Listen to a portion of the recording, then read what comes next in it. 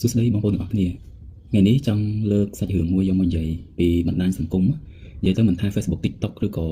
YouTube អីទេពេលខ្លះបងប្អូនទាំងអស់គ្នាមានឆ្ងល់ថាហេតុអីបានបុគ្គល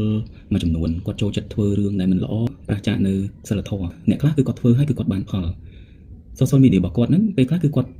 ជា page អ្នករស់ស៊ី page អ្នកលក់ដូរអីវ៉ាន់នេះអញ្ចឹងណាអញ្ចឹងនៅពេលដែលគាត់ធ្វើរឿងអីមួយដែលមិនល្អឬក៏គាត់ផុសរឿងអីមួយដែលមិនល្អបងប្អូនទាំងអស់គ្នាគឺចូលចិត្តទៅ like ឬក៏ share ឬក៏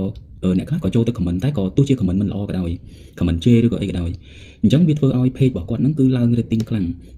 អញ្ចឹងនៅពេលដែលឡើងអញ្ចឹងទៅគេអាចផុសរបស់របរអីដែលគេលក់ដូរនឹងបានធ្វើឲ្យអាការផុសរបស់គេហ្នឹងវារុញឲ្យមនុស្សច្រើនបានឃើញហើយអារឿងដែលថាលក់ដាច់ឬក៏មិនដាច់ហ្នឹងគឺខ្ញុំអត់ដឹងទេប៉ុន្តែគាត់ខ្ញុំដឹងថាបើសិនជាការ like ការ share ការ comment របស់យើងកាន់តែច្រើនទៅលើ page ទាំងអស់ហ្នឹងគឺចំនួន rating page ហ្នឹងវាកាន់តែឡើងខ្លាំងអញ្ចឹងពេលខ្លះបងប្អូនទាំងអស់គ្នាចូលរួមចំណែកនៅក្នុងការផ្សព្វផ្សាយរឿងដែលមិនល្អ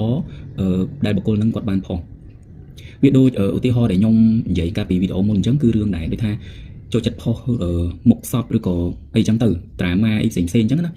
អញ្ចឹងគឺពេលដែលបុគ្គលហ្នឹងគាត់ផុសមិនគាត់មិនដឹងទេថាគាត់ផុសអញ្ចឹងទៅវាមានអ្នករិះគន់ប៉ុន្តែនៅពេលដែលគាត់ផុសគឺ rating page គាត់ហ្នឹងឡើងខ្លាំងអញ្ចឹងគាត់ផុសហើយផុសមកប្រាវអញ្ចឹងទៅតមកគាត់ចាប់ដើមបញ្ចេញរបស់ដែលគាត់លក់គាត់រកស៊ីអញ្ចឹងបងប្អូនទាំងអស់គ្នាប្រកាសជាបានឃើញរបស់ហ្នឹងហើយតែទិញបន្តិចខ្ញុំមិនដឹងទេតែដឹងថាបានឃើញអញ្ចឹងនៅក្នុងវីដេអូនេះខ្ញុំចង់ឲ្យអ្នកទាំងអស់គ្នាគឺព្យាយាមអូសរំលងឬក៏ព្យាយាមមិនមើលវីដេអូដែលគិតថាប្រឆាំងនៅសិលធម៌ឬក៏ជាវីដេអូដែលមិនល្អគឺយើងព្យាយាមអូសចោលហើយយើងកុំ like កុំ comment ឬក៏កុំ share វីដេអូហ្នឹងទោះជាយើងចង់ជេរក៏ដោយយើងកុំជេរគឺយើងព្យាយាម